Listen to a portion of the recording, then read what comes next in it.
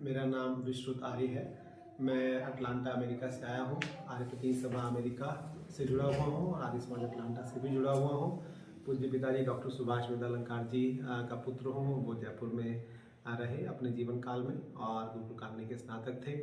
यहाँ पर उदयपुर में नवलखा महल जिस रूप में आज है, उसके बनने के बाद पहली बार मैं उदयपुर में आया हूँ अपने जो आदरणीय भ्राता प्रियव्रत पंड्या जी के पास। तो मेरा ये मत है कि कहीं भी हम जाएं, आर्य समाज की वैदिक धर्म की जो भी संस्था वहाँ प्रमुख है, उसके लिए हम समय निश्चित रूप से निकालें।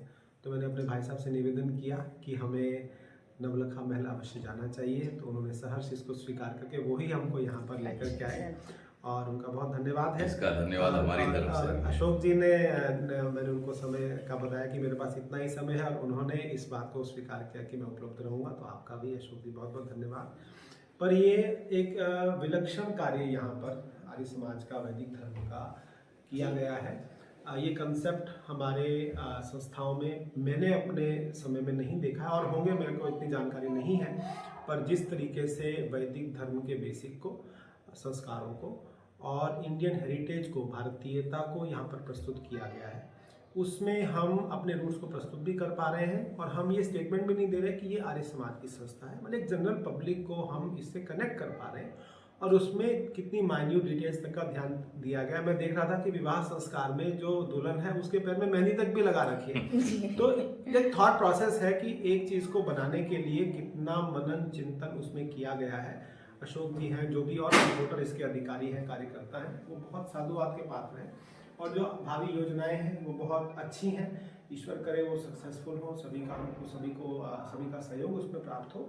और जैसे हम कहते हैं कि 1 picture is equal to 1000 words, तो पिक्टोरियल माध्यम से इसको प्रस्तुत किया जाना। फिर ऑडिटोरियम का कॉन्सेप्ट ये लेकर के आए हैं, साथ में ऑडियो चल रहा है और मुझे आशा है कि भविष्य में मल्टीलिंगुअल इसको बनाएंगे। इंग्लिश में भी जैसे कोई आता है तो लोगों को लगे कि क्योंकि आज का जो मेंटल स्टेट है कि भाई इंग्लिश में कुछ है तो और उसका स्तर ज़्यादा अच्छा है, मल्टीपल भाषाओं में कोई विदेशी लोग आते हैं उनके लिए भी ऐसा उपलब्ध रहे। तो अभी तक जो प्रस्तुति है बहुत प्रभावी है। स्वामी दयानंद के कार्य को जीवंत करने का ये जो प्रयास है, जो सत्यार्थ प्रकाश का टावर है वहाँ पर 14 श्रेणियों वाला बहुत ही विलक्षण है। और अमेरिका में हम लोगों को आर्य समाज का नेशनल सेंटर बनाने के लिए एक ज़मीन डॉक्टर ओम अरोड़ा जी जो वहाँ के ट्रस्टी हैं अटलांटा के, उनके माध्यम से प्राप्त हुई है। और ऐसे कंसेप्ट हमें हेल्प करते हैं कि हमें वहाँ भी यदि ऐसा कोई मॉडल बनाना है तो इससे कई चीज़ें हम ले सकते हैं। तो बहुत अच्छे एग्जाम्पल देखने को मिले, बहुत अच्छे उदाहरण देखने को मिले, मॉडल देखने को मिले। क्रिएटिविटी के जो इन्होंने उदाहरण प्रस्तुत किए, कल को ये हमारे कंसल्टेंट अशोक जी हो जाएं, गाइड करें कि भाई कैसे किया जा सकता है, ये देखने को इस काम के लिए हाजिर। हाँ जी।